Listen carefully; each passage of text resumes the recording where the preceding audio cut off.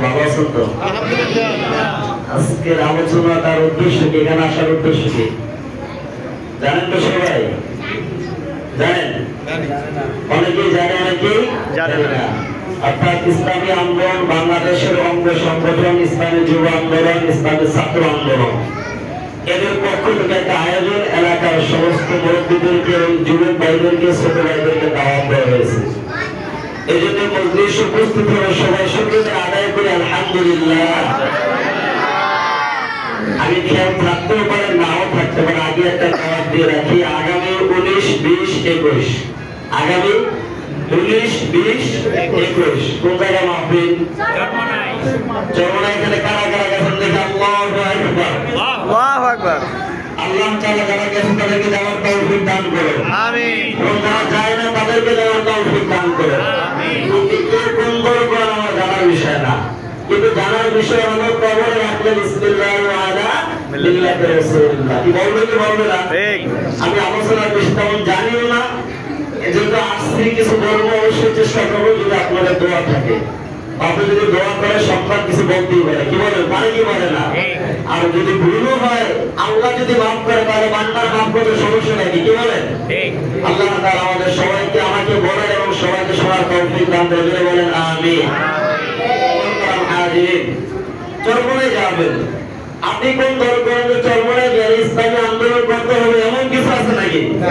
কোনো কিছু নাই। প্রয়োজন না আপনি ইসলামী আন্দোলন করেন না, দরকার নাই। আপনি ইসলামী আন্দোলন করলেও আমার মতো আবু তালহার ফায়দা হবে না, না কারণেও কি হবে না, ফায়দা হবে না। আপনি ইসলামী আন্দোলন করলেও চরমনার বিষয়ে আবার দুইজনা ফায়দা হবে না, না কারণেও কি হবে না, ফায়দা হবে না। কারণ ইসলামী আন্দোলনের মহতারাম আমিরের মেন চাহিদা একটাই, আমি সংসদে যাইতে চাই না, কোরআন এবং হাদিসকে সংসদে নিতে চাই। ঠিক। আমি চাই না, আমি চাই কোরআন এবং হাদিসকে সংসদে নেওয়ার জন্য।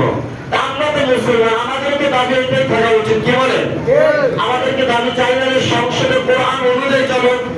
আমি চাই বিএনপি চালাক, আওয়ামী লীগ চালাক, জাতীয় পার্টি চালাক, হেফাজত চালাক, খেলাফত চালাক, ইসলামী আন্দোলন চালাক, জামাত ইসলাম চালাক, যে চালাক, আমরা চাই কোরআন এবং হাদিস দিয়ে চালাক, কিছু চাই না। কি বলে কথা ঠিক না? এই বাংলাদেশের ভিতরে বর্তমানে কত পার্সেন্ট মুসলমান? 92% মুসলমান। কত পার্সেন্ট মুসলমান? 93%। উহুদের যুদ্ধে কয়েকজন ব্যক্তি দ্বারা কলেমার নিচু পতাকা উঁচু করে নিয়ে আসছিল জানেন আপনারা?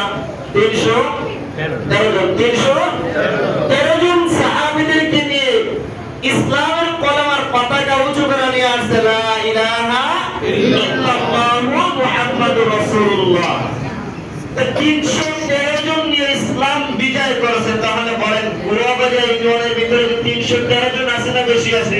বেশি আছে। বেশি আছে কি নাই? আছে। তাহলে গুড়াবাজার ইউনিয়নের ইসলাম কায়েম হয়ে গেছে কি হয়ে গেছে? না। তাই বদরের যুদ্ধে যদি 313 জন, উহুদের যুদ্ধে যদি 313 জন নিয়ে ইসলাম কায়েম করে বিজয় করে নিয়ে আসতে পারে, তাহলে গুড়াবাজার ইউনিয়নের 300টা হাজার দিন আছে, তারপরেও যখন ইসলাম কায়েম হয় বুঝতে হবে। বহু শাইখ ফজলুল করিম রাহমাতুল্লাহ আলাইহি বলতেন যে বদরের 313 জনের মতো এখনো বাংলাদেশে হাজারো থাকতে পারে, কিন্তু 313 জনের মতো এখন একজনও হয় নাই। এবারে কথা ঠিক না?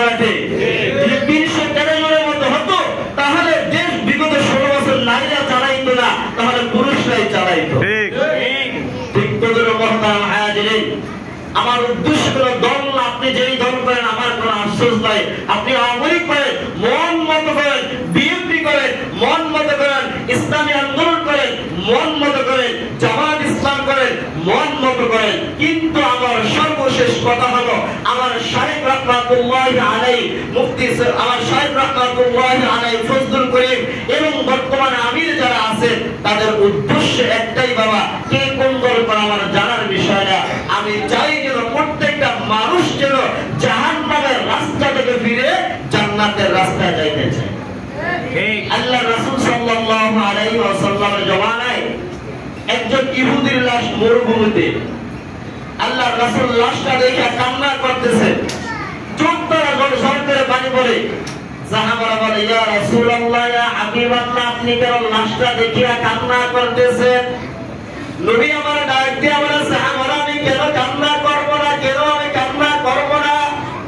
সাহাবারা ডাক দিয়ে বলে ইয়া রাসূলুল্লাহ ইয়া হাবিবাল্লাহ লাশটা তো হলো একটা ইহুদির লাশ, জীবনে কলেমা করে নাই, ইসলামের কলেমা করে নাই, কলেমার মালাটাও গলায় ঝুলায় নাই, তাহলে আপনি কেন লাশ দেখিয়া কান্না করেন? নবী আমার আরো জোরে কান্নার আওয়াজ বাড়ে বলে সাহাবীর দল, যদি খোদা না কাজটা কালকে আমাদের ময়দানে আল্লাহ আমারে জিজ্ঞাসা করে ও আমার নবী মুহাম্মদ আমি তোমারে পাঠাইছিলাম কলেমা নিয়ে কলেমার দাওয়াত দেওয়ার জন্য আর মানুষকে দেওয়ার জন্য, তুমি থাকা অবস্থায় একজন ব্যক্তি আমার কিভাবে ইহুদি হয়ে মারা গেল? যদি আল্লাহ আমার কাছে জবাবটা আমি জবাব দেওয়ার কোনো ক্ষমতা নাই। ইহুদির জন্য যদি নবী আমার কান্না করতে পারে, তাহলে বর্তমানে মুসলমান যে কাজগুলা করে ইহুদি খ্রিস্টান ওই কাজ করতে ভয় পায়। কি বলে কথা এটা? হিন্দুদের পূজা যাইবেন দেখবেন হিন্দুরা ফজরের নামাজের পরে সূর্য ওঠার আগে ওদের যে কাজ কাম আছে কইরা ফিরে আসে, সারাদিন মুসলমানদের পূজায় ভিড়, মেলা মুসলমানদের ভিড়। কি বলে কথা এটা? আল্লাহ রাসূল সাল্লাল্লাহু আলাইহি ওয়াসাল্লাম আমাদেরকে পাঠিয়েছিলেন যখন আল্লাহ রাসূল সাল্লাল্লাহু আলাইহি ওয়াসাল্লাম দুনিয়া থেকে বিদায় নিয়ে চলে যান। আবু হুরায়রা রাদিয়াল্লাহু তাআলা আনহু বলে ইয়া রাসূলুল্লাহ ইয়া হাবিবাল্লাহ, এদিকে লক্ষ্য করে এই কথা না বলে আল্লাহ রাসূল সাল্লাল্লাহু আলাইহি ওয়াসাল্লাম বলেন ইয়া রাসূলুল্লাহ আপনি দুনিয়া থেকে বিদায় নিয়ে চলে যাবেন, আমরাও তো চলে যাব, তাহলে দ্বীনের উপায় কি হবে, ইসলামের উপায় কি হবে? নবী আমার ডাক দিয়ে বলে আবু হুরায়রা আমি যদি দুনিয়ার থেকে বিদায় নিয়ে চলে যাই তবে আমার এক শ্রেণীর আনেওয়ালা উম্মতরা থাকবে, ইন্নাল উলামা ওয়ারাসাতুল আম্বিয়া, যারা আমি নবীর কাজগুলা উলামায়ে কেরামরাই করবে। জোরে সুবহানাল্লাহ। তাহলে বিভিন্ন যে দল আছে আমি তোমার দলকে টার্গেট করি না, আল্লাহর রাসূলের হাদিসকে টার্গেট করতেছি। এই টার্গেট অনুযায়ী বুঝাইতে চাইতেছি আপনাদেরকে, আপনারা বোঝার চেষ্টা করবেন।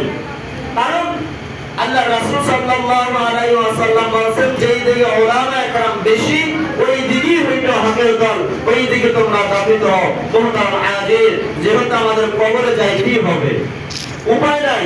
মহিলাদের জন্য কয়টা কাপড়? 5টা। কয়টা? 5টা। পুরুষের জন্য 3টা। কবরে গেলে জিজ্ঞেস করবে মান রব্বুকা, জায়গায় মান দৌলুকা জিজ্ঞেস করবে কি মান দৌলুকা, যে তুমি কোন দল করছো এটা কি বের করে জিজ্ঞেস করবে নাকি বলবে মান রব্বুকা, তোমার রবকে? এটা বলবে না যে মান দৌলুকা, যে তোমার দল কি। কি বলে আল্লাহ রাসূল সাল্লাল্লাহু আলাইহি ওয়াসাল্লাম বলেন কবরে 3টা প্রশ্ন, মান রব্বুকা, আমা দীনুকা, আমা নাবিয়ুকা, তোমার রবকে, তোমার দিন কি, তোমার নবীকে, এই 3টা প্রশ্ন করবে। অন্য কোনো প্রশ্ন নয়, এই 3টা প্রশ্নের জবাব যে দিতে পারবে সেই হবে জান্নাতি। এই 3টা প্রশ্নের জবাব যে দিতে পারবে না, আল্লাহ তাআলা বলেন উলাইকা কাল আনআম বাল হুম আদাল, ওই মানুষগুলো দুনিয়াতে যদিও দেখতে সুরাতে মানুষ, কিন্তু ওদের চরিত্র হলো চতুষ্পদ জানোয়ারের চাইতে খারাপ। জোরে বলবেন আলহামদুলিল্লাহ।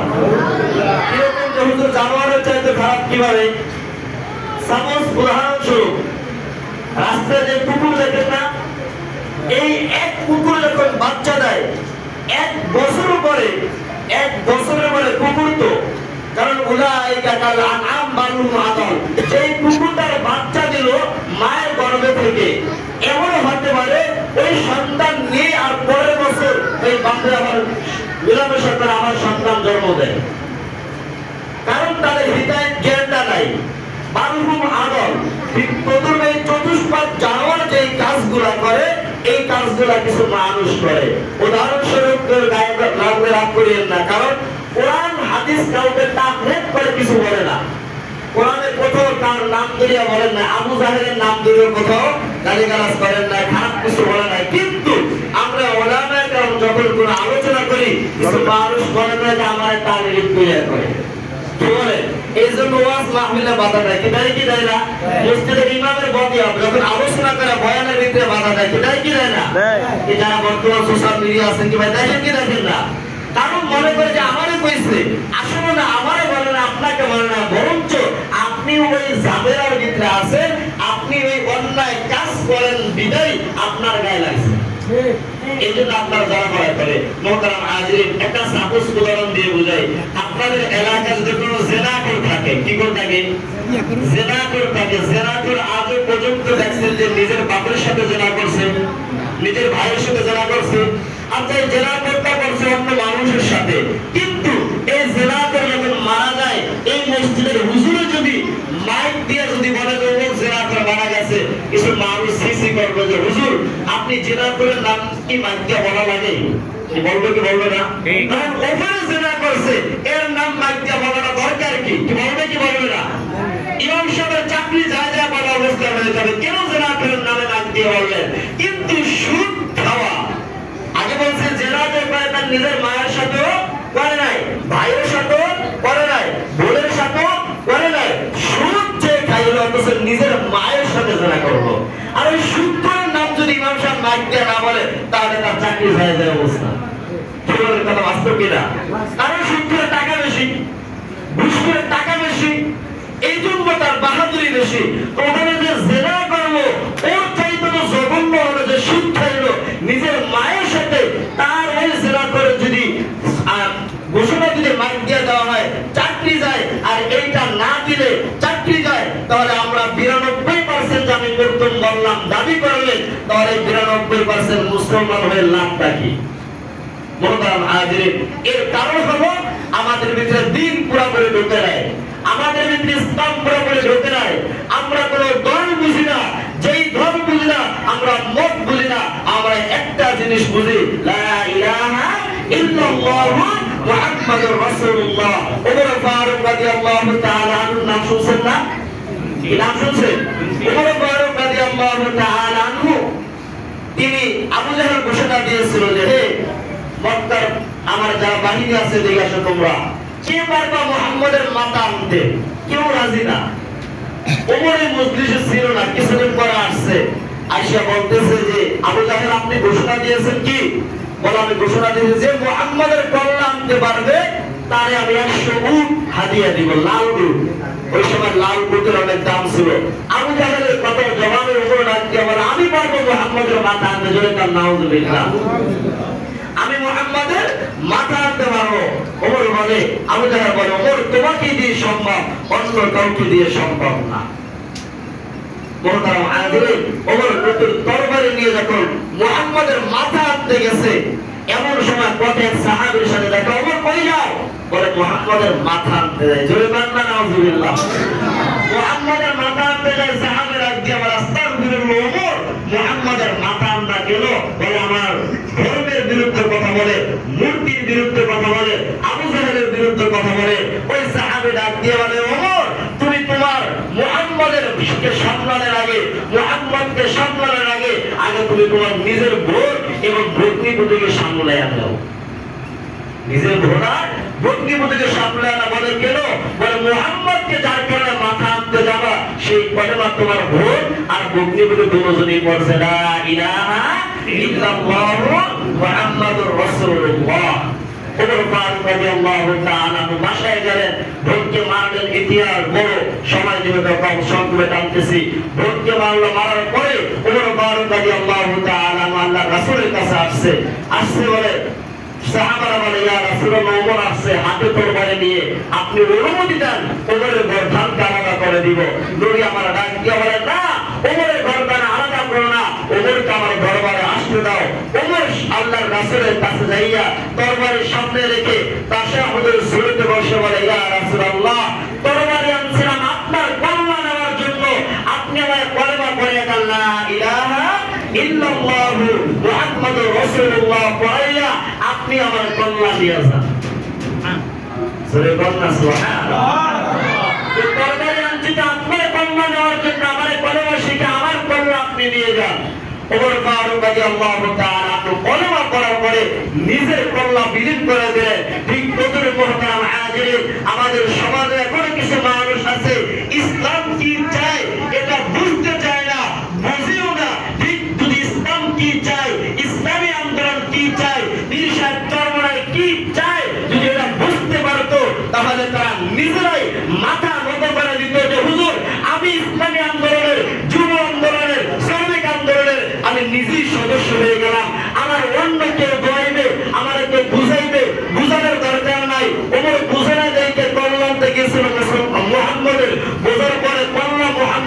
নিজের পাল্লা দিয়ে দেয়, ঠিক তদ্রুপ আমাদের সমাজে যারা আছে তা বোঝে না, না বোঝার কারণেই আজকে বিরোধিতা করে। যদি বুঝাইতে পারতাম এটা আমাদের দোষ, এটা আপনাদের দোষ না। এই জন্য যদি বুঝাইতে পারতাম আপনাদেরকে যে ইসলামী আন্দোলন কি চায়, তাহলে আপনারা এই দিকে আসতেন। মোহতারাম হাজির, ইসলামী আন্দোলন চায় এই দেশে ইসলামী মানুষ যেন কোরআন হাদিসের কথা যেন উঁচু গলায় বলতে পারে।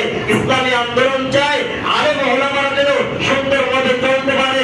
ইসলামী আন্দোলন চায় এই দেশের মহিলাদেরকে আল্লাহ তাআলা যে বিধান দিয়েছে ওই বিধান অনুযায়ী চলতে দিতে চাইতেছে।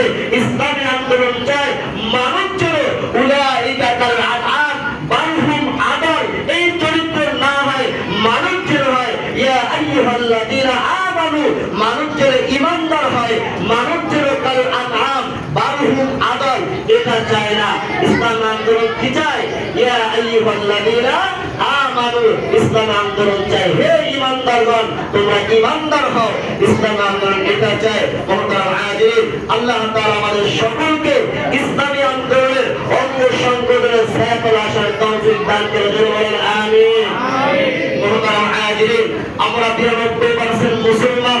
আমরা দীর্ঘ 17 বছর আমরা দেখছি ওলামায়ে কেরাম যখন মাহফিলের কথা বলতো একদিনের মানুষগুলা বাধা দিত। আজকে হাসি আসে। আজকে আমি থানায় গিয়েছিলাম 11:30টার দিকে, 1:30 পর্যন্ত 1:00 পর্যন্ত আমি থানায় ছিলাম। ওসি সাহেবের সাথে বিভিন্ন কথা বললাম। এক সময় ওসি সাহেব এই কথা বললো যে হুজুর কার নামে মামলা রাখবো? টেকরাদের থেকে একটা মামলা আসছিল চট্টগ্রাম থেকে, শুধু কার নামে মামলা রাখবো? আগে যখন বের হইতাম সবাই দেখলাম জয় বাংলা, আর এখন যখন বের হই এখন সবাই দিন জিয়া শহীদ। আগে ছিল কি জয় বাংলা, এখন সবাই কি জিয়া শহীদ। তাই কারা করলো 15 বছর, কারা খাইলো? আবার তাই আগে যারা সামনে ছিল এখন কিন্তু সে তারাই সামনে। মোহতারাম হাজির, রাগ করিয়েন না, একসময় বুঝবেন, একসময় বুঝবেন। আশরাফ থানভী রাহমাতুল্লাহ আলাইহি বলছে মরার আগে মরো, বোঝার আগে বোঝো, বোঝার আগে বুঝিয়ে কবরে যাও। তারা আসে দিলাম যে স্যার এটাই দুনিয়ার নীতি। এক পর্যায়ে সারি কথা বলতে বাধ্য হয়েছে যে হুজুর দোয়া করেছে একসময় আল্লাহ বিএনপির ক্ষমতা আসে। হুজুর এখন ভয় লাগে, এখন কোন দোয়া করবে এটা বিশ্বাস হয় না। অথচ তারিখকে বারবার লন্ডন থেকে বলতে খবরদার বাংলাদেশের কিন্তু উশৃঙ্খল করবা না, খারাপ কিছু করবা না, রক্তের বিনিময়ে রক্ত দেবা না, খারাপ কিছু করবা না। কিন্তু এটা মানতেই আছে না। বলছে খারাপ কাজ করতে বলছে, কি বলছে ভাই? তাহলে তারা করতেছে উশৃঙ্খলতা দলের মানুষ করতেছে, কোনো ঘরে না খারাপ কাজ করো তারপরও করতেছে।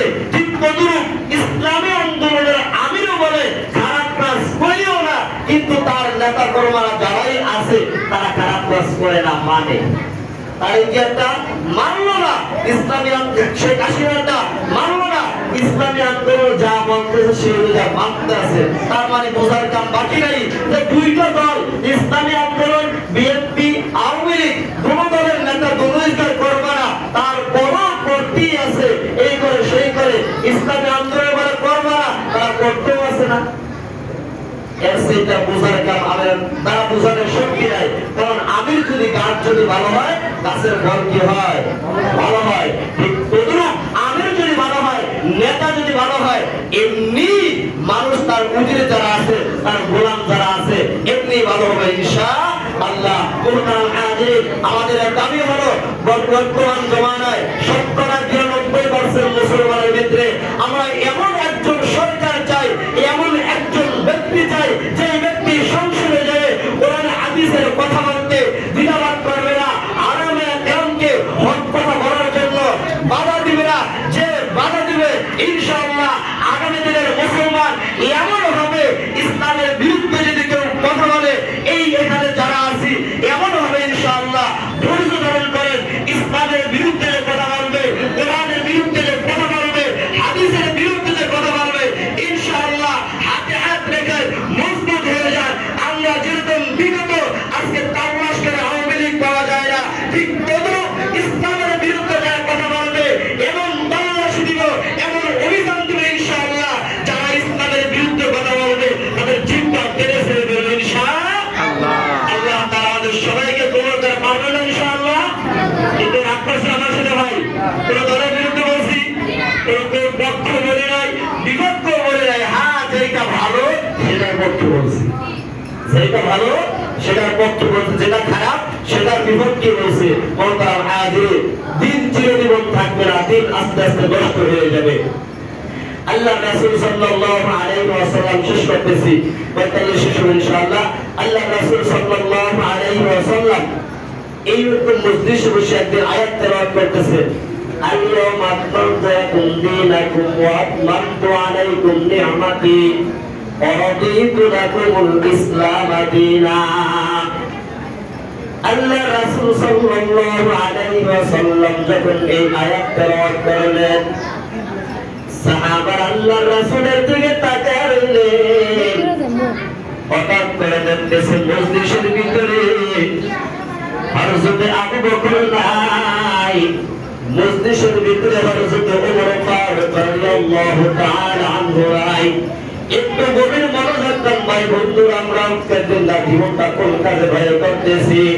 ওমর ফারুক রাদিয়াল্লাহু তাআলা আনহু মসজিদে নাই, আবু বকর মসজিদে নাই। সাহাবারা ডাক দিয়ে বলে, ইয়া রাসূলুল্লাহ, ইয়া হাবিবাল্লাহ, নবী গো, এই মজলিসের ভিতরে আবু বকর নাই, এই মজলিসের ভিতরে ওমর নাই। নবী আমার ডাক দিয়ে বলে, সাহাবারা যাও ওমরকে ডাক দিয়ে নিয়ে আসো, আবু বকরকে ডাক দিয়ে নিয়ে আসো। আবু বকর ওমর ফারুক রাদিয়াল্লাহু তাআলা আনহু দুইজনে একটা ঘরের ভিতরে বসে কান্না করতেছে, কান্না করতেছে। আবু বকরকে সাহাবারা ডাক দিয়ে বলে, আসসালামু আলাইকুম ওয়া রাহমাতুল্লাহ। আবু বকর দরজা খোলো, দরজা খোলো। আবু বকর কোনো জবাব দেন না, ওমর ফারুক জবাব দেন না। দ্বিতীয়বার সালাম দেওয়ার পরে আসসালামু আলাইকুম ওয়া রাহমাতুল্লাহ, ওমর দরজা খোলো। দ্বিতীয়বার কোনো জবাব দেন না। একবার দুইবার নয়, তিনবার সালাম দেওয়ার পর কোনো জবাব দেন না। সাহাবারা নবীর কাছে আসিয়া বলে, ইয়া রাসূলুল্লাহ, ইয়া হাবিবাল্লাহ, নবী গো, ওমর জবাব দেন না, আবু বকর জবাব দেন না। নবী আমার স্বয়ং যারা বলে, আসসালামু আলাইকুম ওয়া রাহমাতুল্লাহ। আবু বকর দরজা খুলো, দরজা খুলো। আবু বকর দরজা খুললো, দরজা খোলার পরে দেখতেছে আবু বকর কান্না করতেছে, ওমর কান্না করতেছে। নবী আমার ডাক দিয়ে বলে, আবু বকর ওমর কেন কান্না করবো? ওমর ডাক দিয়ে বলে, নবী গো, আপনি যখন এই আয়াত তেলাওয়াত করলেন, আল-ইয়াওমা আকমালতু লাকুম দীনাকুম ওয়া আতমামতু আলাইকুম নি'মাতি ওয়া রাদিতু লাকুমুল ইসলাম দীনা। নবী গো, আপনি যে আয়াত তেলাওয়াত করলেন, এখান থেকে আমাদের বোঝার কাবার বাকি নেই নবী। আপনি যে আয়াত তেলাওয়াত করলেন, আয়াতটা আমরা বুঝিয়া ফেলাইছি গো নবী। আপনি মনে হয় চিরজীবন আমাদের সামনে থাকবেন না, আপনার যাওয়ার মনে হয় যেন ঘন্টা বাজে আসছে, চলে আসছে। নবী আমার কান্না করতেছে। নবী আমার ডাক দিয়ে বলে, কতদিন পর্যন্ত দিন জিন্দা থাকবে? দিন জিন্দা থাকবে কতদিন পর্যন্ত?